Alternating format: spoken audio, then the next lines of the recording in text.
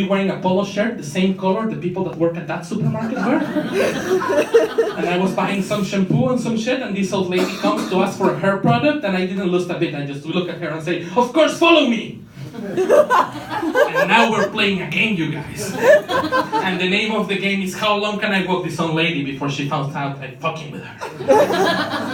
And the game has levels because I cannot take her to weird shit immediately. I have to build up. I have to take her first to places where she thinks she might find a hair product.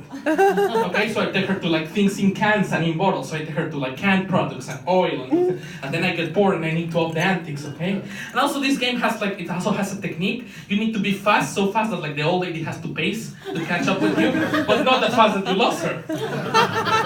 Okay, so I'm getting bored. I take her to vegetables. She has no idea. Luggage. I'm walking around toys, pack meat. She has no idea. And it's been 10 minutes and I'm bored. Boredom is my enemy. And then sent from heaven, I see the security guard. And I just run to him and say, listen, this old lady's been chasing me like for 10 minutes now. I don't know what to do. She was angry and it was amazing, you guys. No, guys, I'm not racist. But don't you guys love that tension? Because years of social interaction have taught you that I'm not racist is the conversational equivalent of I have a bomb. And now you're verbally my hostages. I can tell you're waiting for you're bracing for impact and waiting. It's a very useful thing because if you have like a long rambling story, you just start like, it's like, listen, I'm not racist. Anyway, my cousin Susan is getting a divorce because she's like sleeping with her like tennis instructor and her husband anyway is sleeping with and like people like 45 minutes of undivided attention. People is like, but who's black? Tell me! Who's Chinese? I need to know! You can also do it like in like short bits, you know, like you just pick a fact that's like just a non-racist fact. You say like, I'm not racist, but bananas are a great source of potassium. And you just let people, it's like, I'm not racist, but Laika was the first living being in space in 1957. And people's like, what does he mean? Like, does he mean should send a Jewish guy? I'm a bad person. I'm a bad Christian as well because here's the thing, I only think about God when I'm in trouble. And I only have one piece of religious advice. And that piece is, what would Jesus do? Back when I was living in Mexico, if you can tell by my accent, my family was in trouble, everything was very hard, and I didn't know how to help, but I have that piece, like, what would Jesus do? My sister was pregnant, my brother was in jail, my mom had no way to support anybody, and I had that piece of knowledge, what would Jesus do? So one day I told my mom, I'll be right back, and disappear forever.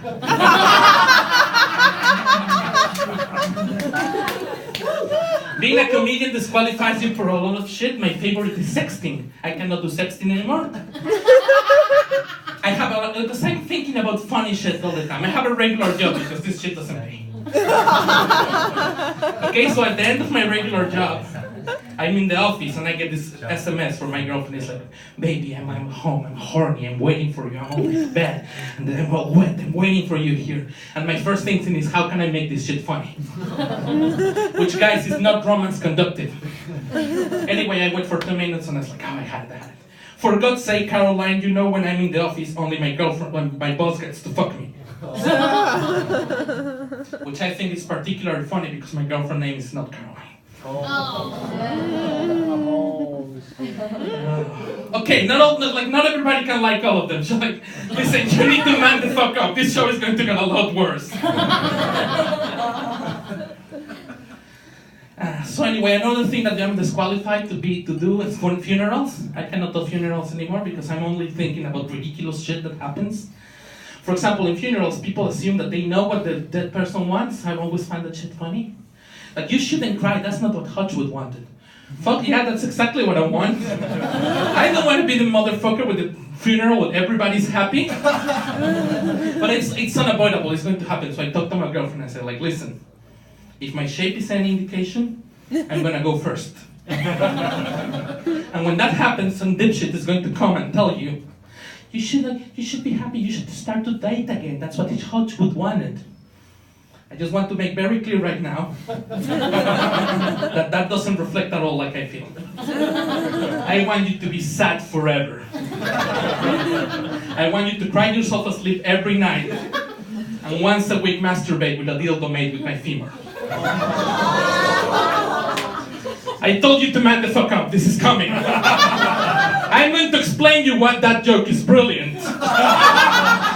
That joke is brilliant because it combines the low self-esteem of knowing that I'm going to die and be forgotten immediately with the high self-esteem to believe that to replace your dick, my dick, you need my femur. That's just amazing. Yes!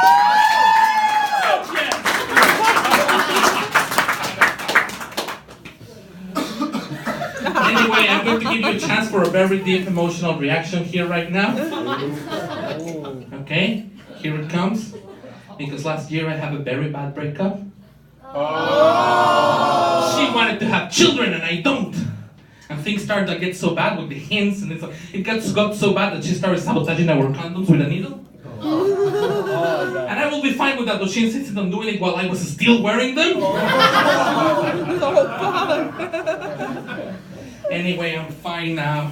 I have like weird thoughts. I have like weird I spent a year in Australia, right? And like they are so proud of their animals. Like okay, it's like I went to the zoo to watch the fucking animals, whatever. And I'm watching a crocodile, right? And this thing hits me, and it's like, fuck, guys, like I can't tell the difference between a pretty crocodile and an ugly crocodile. Like they are all the same to me. And it's bad, you guys. So it's like. And it hit me, it's like, what? Am I like anti-crocodiles? Am I a crocodilist?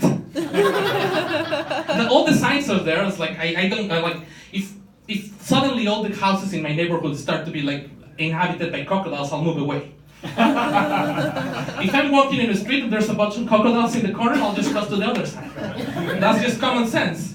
I have no crocodile friends, you guys. And I'll try it. The other day I was like in the bus stop and there was this crocodile. It's like, hey, what you doing? What you doing? It's like, oh, I'm waiting for my wife. Oh, isn't that her? That's a dude. Fuck, I'm sorry. Like I'm trying to be more conscious and like recognize crocodiles. It's like, you know I'm not an alligator, right?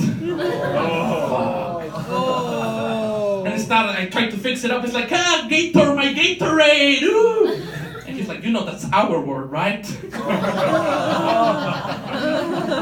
So anyway, I call them reptilian Americans now. I don't want to do the shit when I explain you what my joke is brilliant again. But like you should know about the I'm not racist thing, okay? I'm not saying like that's a good thing when someone says like I'm not racist, you should stop there. It's like that's just like the most interesting thing about me. And that's why I'm saying it. It's like I have no other thing to say that it's interesting. Guys, let's get serious for a second. Did you know that porn movies have bloopers? You know bloopers, gag reels that like tomas falsas, they say in Spanish? You know, like that little thing at the end of a movie where like they said everything that went wrong? Porn movies have that. No. How weird, like, yeah, that's like, how weird is that? Like, I want you to think about how weird that is. Like, I want you to think about your favorite porn movie, okay? And I want you to think about how weird it is that you have a favorite porn movie. Get your shit together, man. Porn is not something you're supposed to have a favorite of. Porn is something that you're supposed to consume until you reach climax and immediately feel guilty.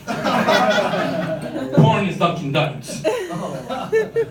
If you don't find that shit funny, it's because either A, your country has not Dunkin' Donuts, or B, you're not fat enough. Either way, you disgust me. Anyway, guys, I know I'm a grown-up now because I'm a pessimist. I think that's... Adulthood is just a measure of educated pessimism. Okay, I have a last example for that, and I think that's the whole thing I'm going to go with. When I was 19, I was in love with Lily. And Lily was amazing. It was like this blue hair, she was like blue eyes and like this beautiful blonde hair, and she was like incredible. And she would put in front of me like these pieces of verbal bait, like things like, I like ice cream better than sex. And I liked her, so I will take the bait and say something like, oh, that's because you never had really good sex. The implication being that my 19-year-old virginal penis was the source of the aforementioned really good sex, which, surprise, it wasn't. Anyway, this came like for years. He was like, oh, I like ice cream better than sex. I was like, oh, that's because you never had really good sex. I have ice cream better than sex. Like, oh, that's because you never had really good sex. Okay, guys, here's how you know that I'm a grown-up now. It's been 16 years. I haven't thought about Lily in 15 years. Okay? We had a relationship, we broke up, whatever. In 15 years, I haven't thought about her. And the other day, I was crossing the street in the light, and it suddenly hit me. Fuck, guys. What if I never had really good ice cream? My name is Coach Diaz. Thank you very much for doing this.